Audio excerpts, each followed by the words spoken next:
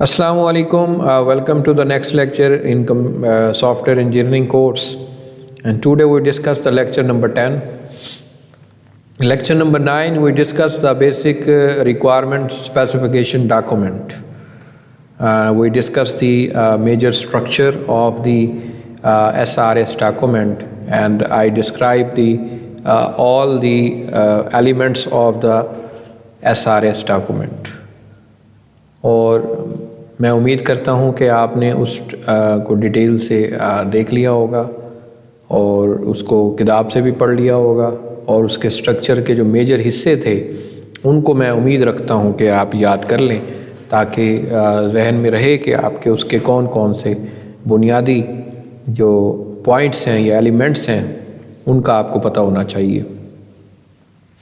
आज के लेक्चर में हम वहीं से आगे कंटिन्यू करेंगे और काफ़ी सारी चीज़ें डिस्कस करेंगे, जैसे कि फॉर्म बेस्ड स्पेसिफिकेशंस क्या होती हैं, डेफिनेशन ऑफ द फंक्शन और एंटिटी। बेसिकली आप देखें कि जब आप कोई चीज़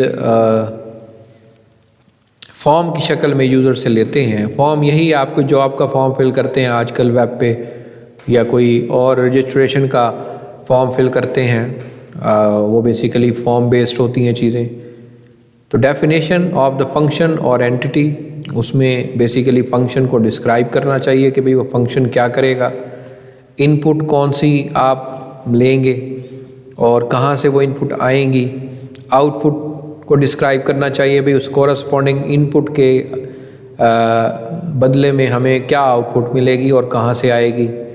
इंफॉर्मेशन जो है वो कंप्यूटेशन के बाद कैसे मिलेगी, क्या ज़रूरत होगी उसको कंप्यूटेशन के साथ, और एक्शन क्या करना है हर मतलब फॉर्म के फिल होने के बाद।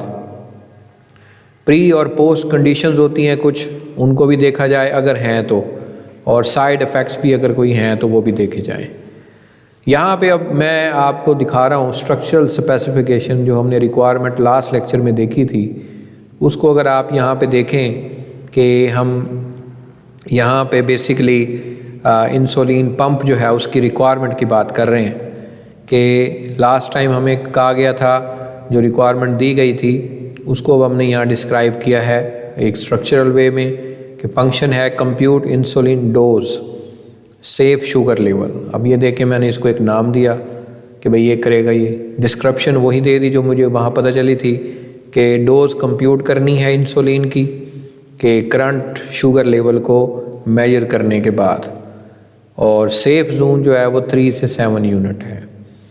इनपुट जो है वो करंट शुगर रीड करेंगे R2 में, और प्रीवियस शुगर जो रीड हुई है उसको मैं R1 में शो करूँगा, R0 या R1 में।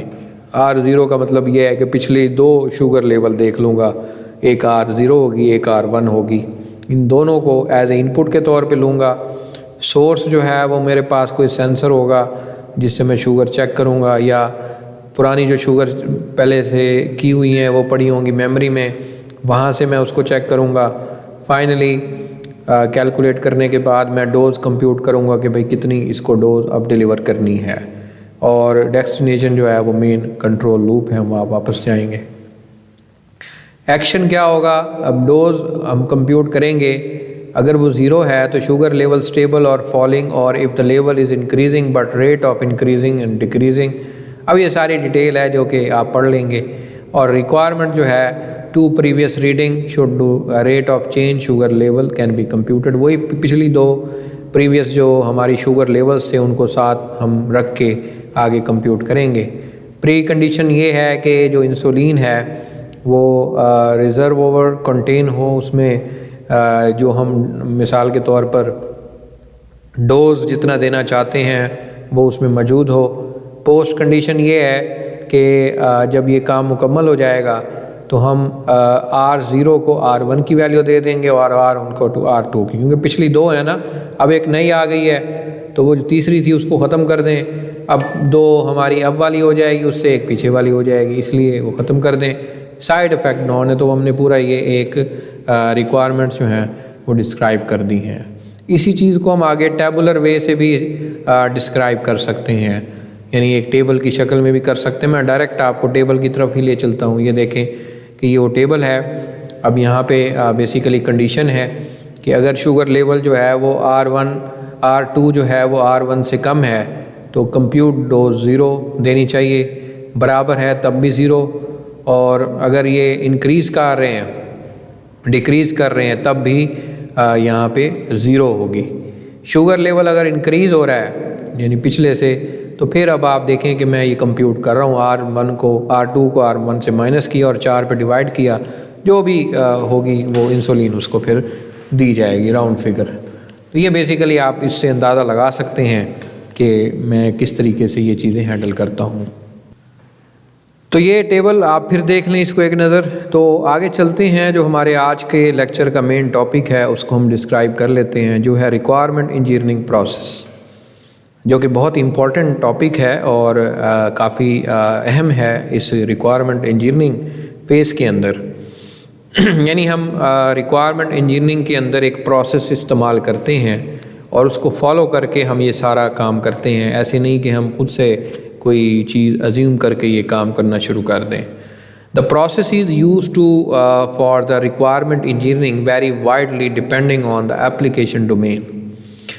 ज़्यादातर जो बुनियादी तौर पर आप जिस तरह की एप्लीकेशन बना रहे होते हैं उससे ये चीज़ जो है वो ज़ाहिर होती है, और लोग किस तरीके से वहाँ पे रहते हैं, क्या करते हैं, ये बड़ी इंपॉर्टेंट चीज़ है। They are number of the generic activities common to all processes: requirement elicitation, requirement analysis, requirement validation and requirement management. तो ये 4 एक्टिविटीज़ होती हैं जो कि काफ़ी मेजर एक्टिविटीज़ हैं। इनको हम आगे 1 बाय 1 डिस्क्राइब करेंगे। रिक्वायरमेंट इंजीनियरिंग प्रोसेस जो है इसका एक स्पाइरल मॉडल है, वो भी देख लेते हैं। स्पाइरल ये आपको नज़र आ रहा है। यहाँ से हम स्टार्ट करते हैं बिज़नेस की रिक्वायरमेंट स्पेसिफिकेशन से, फिर उसके बाद फिजिबिलिटी स्टडी, फिर यूज़र रिक्वायरमेंट इलिस्ट्रेशन, फिर यूज़र रिक्वायरमेंट स्पेसिफिकेशन, फिर प्रोटोटाइप होती है, उसके बाद सिस्टम रिक्वायरमेंट इलिस्ट्रेशन, उसके बाद रिक्वायरमेंट स्पेसिफिकेशन एंड मॉडलिंग, उसके बाद फिर प्रोटोटाइपिंग, और फाइनली रिक्वायरमेंट इलिस्ट्रेशन।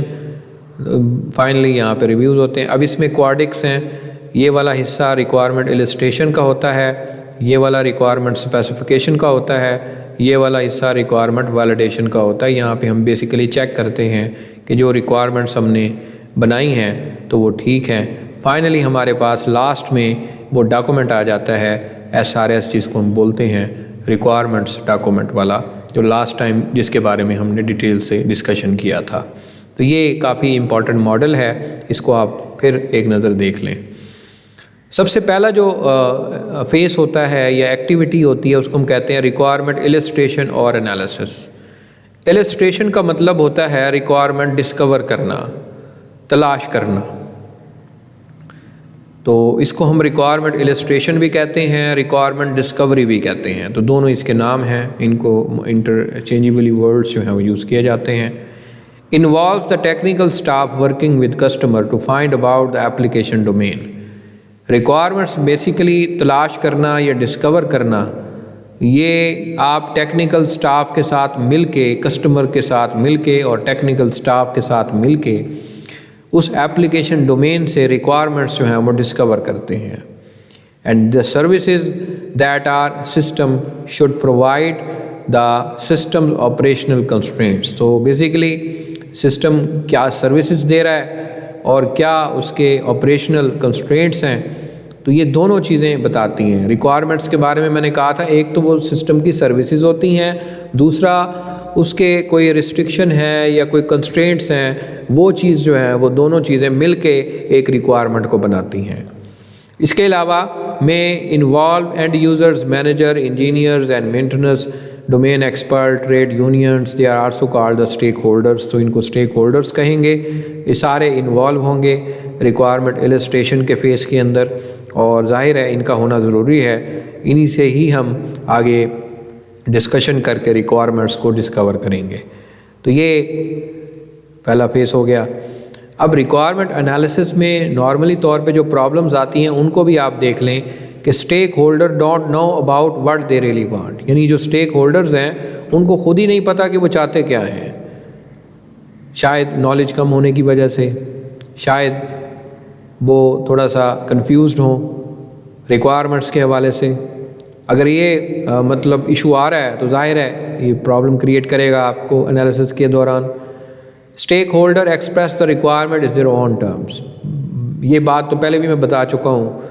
ये जो तमाम लोग हैं, कस्टमर्स हैं, क्लाइंट्स हैं, ये रिक्वायरमेंट्स अपनी ही ज़बान में एक्सप्रेस कर सकते हैं, अपनी ही टर्म्स के अंदर कर सकते हैं। यानी एक फ़र्ज़ करें कोई केमिकल वाला कोई प्रोजेक्ट हो, तो मैंने लास्ट टाइम आपको बताया था कि वहाँ पे आपको लाजमी तौर पर कोई डोमेन एक्सपर्ट चाहिए, क्योंकि वो आपकी अपनी ज़बान में वो बता रहे होंगे केमिकल वाली जो टर्मिनोलॉजी है, तो वो तो आप तो अंडरस्टैंड नहीं करते। तो फिर हमें कोई दरमियान में कोई ऐसे लोग बिठाने पड़ते हैं जिनसे वो हमें एक्सप्लेनेशन मिल जाए। इसी तरह कोई बैंकिंग सेक्टर में अकाउंट्स का काम है, तो वहाँ पे ज़ाहिर है अकाउंटिंग की टर्मिनोलॉजी चल रही होगी। अगर कोई इसके अलावा मेडिकल का कोई प्रॉब्लम है तो उसमें मेडिकल की टर्मिनोलॉजी चल रही होगी।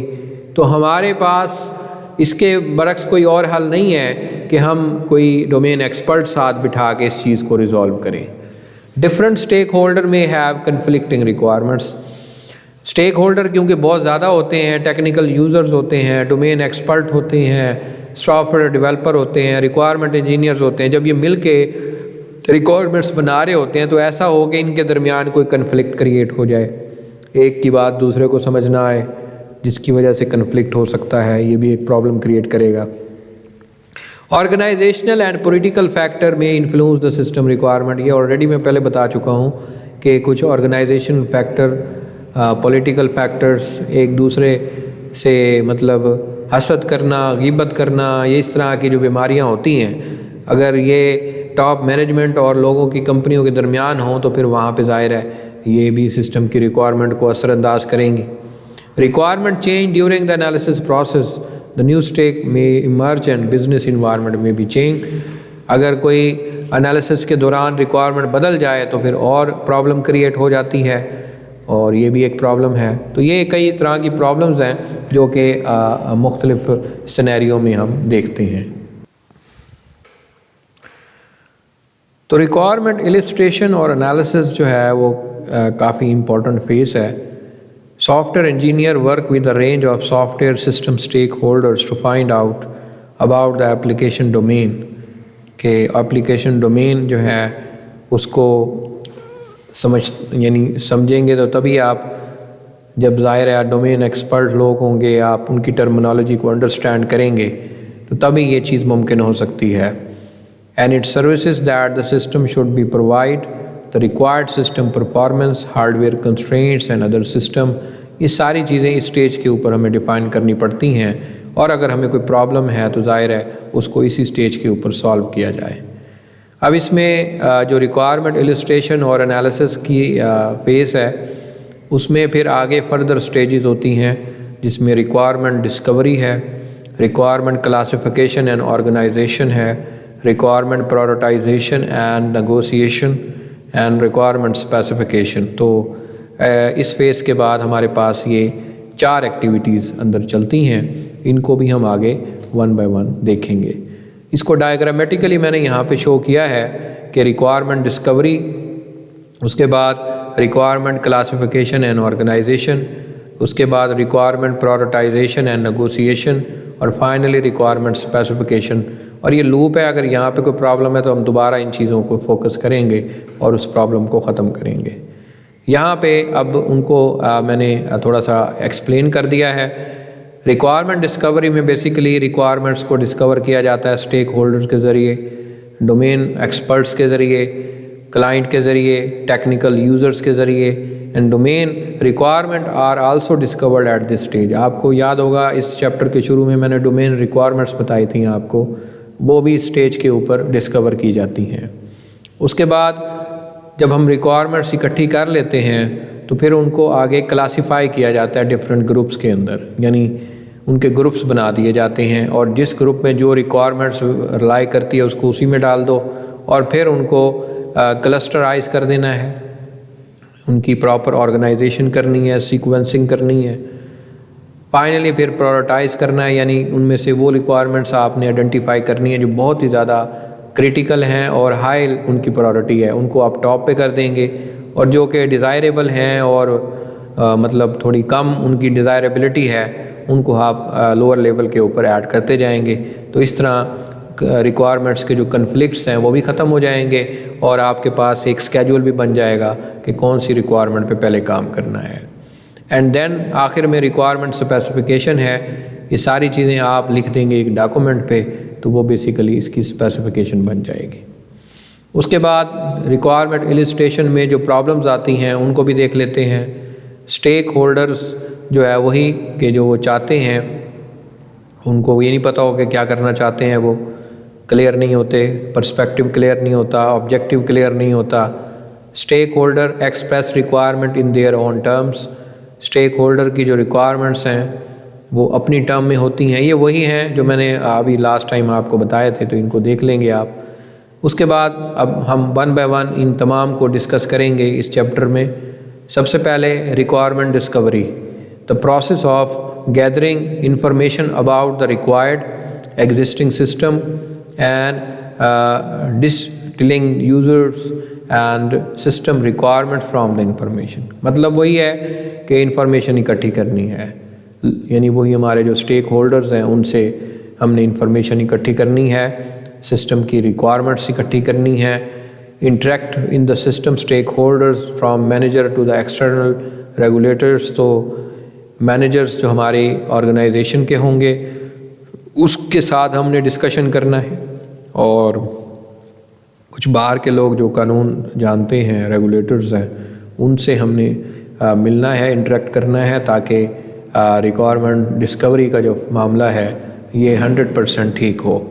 System normally have the range of the stakeholders. जैसे मैंने शुरू में बताया है कि एक सिस्टम में बहुत सारे स्टेक होल्डर्स होते हैं।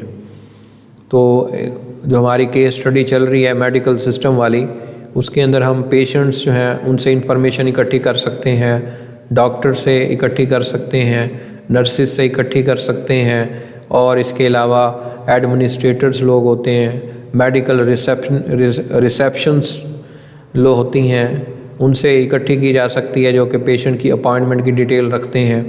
आईटी स्टाफ है जो कि इस चीज़ का रिस्पॉन्सिबल होता है इंस्टॉलिंग और मेंटेनिंग द सिस्टम। तो ये हमारे वो स्टेक होल्डर्स होंगे जिनसे हम इंफॉर्मेशन जो है वो हासिल करेंगे और रिक्वायरमेंट्स बनाएंगे, डिस्कवर करेंगे। तो ये आप देख सकते हैं कि मैंने आपको प्रॉपर एक एग्जांपल भी दे दी है कि किस तरीके से उसको लेके चलना है। इसके अलावा जो स्टेक होल्डर्स इसके मेडिकल एथिक्स मैनेजर्स होते हैं, उनसे आप इकट्ठी कर सकते हैं।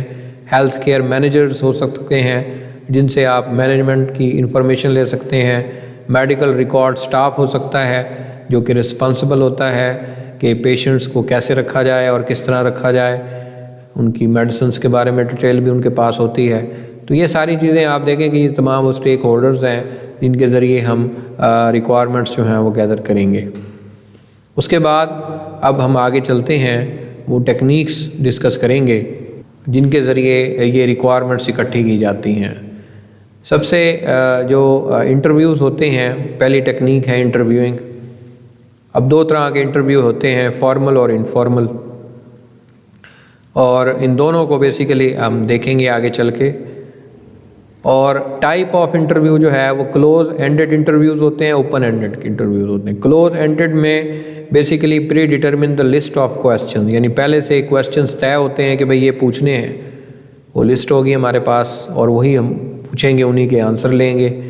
ओपन इंटरव्यू में कोई पहले से तयशुदा लिस्ट नहीं होती, बल्कि ऐसे डिस्कशन फॉर्म में इंटरव्यू होता है, आपके जहन में जो सवाल आया आप पूछ लें। और इफ़ेक्टिव कैसे बना सकते हैं interview? Be open minded, avoid pre convenience ideas, यानी ओपन माइंड होना चाहिए आपको। पहले से आपने किसी शख्स के बारे में कोई भी अजम्पशन नहीं कायम कर लेनी। अगर आप इस तरह करेंगे तो कोई इंटरव्यू का कोई फ़ायदा ही नहीं होगा। दूसरा, prompt interviewee to get the discussion, तो जो इंटरव्यू देने वाला है उसको आप क्वेश्चन जो है बताएं, प्रॉम्प्ट करें ताकि वो उसको देख सके। कोई प्रपोज़ल है तो वो बताएं, उनके साथ जो भी आप प्रोटोटाइप बनाएंगे सिस्टम की, उनके साथ आपको मिल के काम करना पड़ेगा। तो ये बेसिकली बेसिक इंटरव्यू को इफ़ेक्टिव बनाते हैं। Normally mix of close and open ended interview दोनों तरह के हो सकते हैं इस स्टेज के ऊपर। प्रैक्टिकली यही होता है कि कुछ तयशुदा सवाल भी होंगे और कुछ खुद भी पूछे जा सकते हैं। यानी पहले आप तयशुदा पूछ लें, साथ साथ कोई और सवाल अगर आपके जहन में आता है तो आप पूछ सकते हैं। Interview are good for getting the overall understanding the what stakeholder do and how they might to interact with the system. ये एक अच्छी टेक्निक है, इसके ज़रिए रिजल्ट जो हैं वो अच्छे मिलते हैं। इससे आप स्टेक होल्डर्स के साथ पॉइंट टू पॉइंट बात करते हैं और फेस टू फेस डिस्कशन करते हैं, जिससे ये पता चल जाता है कि स्टेक होल्डर्स क्या चाहते हैं और वो कैसे सिस्टम से इंटरेक्ट करेंगे। Interviews are not too good for the understanding the domain requirements. इसके नाम से ज़ाहिर है कि आप डोमेन रिक्वायरमेंट्स को इंटरव्यू के ज़रिए क्लियर नहीं कर सकते। उसकी वजह पता क्या है? वही है कि आपको डोमेन के बारे में ज़्यादा नॉलेज नहीं होता। डोमेन एक्सपर्ट्स को सामने रखना पड़ेगा। आप डायरेक्ट उनसे पूछेंगे सवाल तो वो आपको अपनी डोमेन यानी अपनी टर्मिनोलॉजी के अंदर बता रहे होंगे जो कि आप नहीं समझ पाएंगे, जिसकी वजह से प्रॉब्लम क्रिएट होगी। तो requirements engineer can not understand the specific domain terminology और some domain knowledge is familiar with the pupil find too hard to articulate or think that is not worth accumulating। तो यहाँ पे basically वही कि domain का knowledge जो है वो बहुत ही अहम होता है इस स्टेज के ऊपर और उसकी वजह से प्रॉब्लम क्रिएट हो सकती है। अगली जो टेक्निक है वो सिनेरियोज़ हैं। यहाँ पे मैं आज के लेक्चर को ख़त्म करना चाहूँगा। आगे वीडियो बहुत बड़ी हो रही है, इसलिए मैं ये टॉपिक अगली वीडियो के अंदर लेके आऊँगा। तब तक के लिए आप इसको बुक से पढ़ लें और अच्छे तरीके से समझ लें। आज हमने इंटरव्यू की टेक्निक पढ़ी है, अगली जो कुछ टेक्निक्स हैं वो हम अगले लेक्चर में एक्सप्रेस करेंगे। तब तक के लिए मैं आपसे इजाज़त चाहता हूँ। खुदा हाफिज़।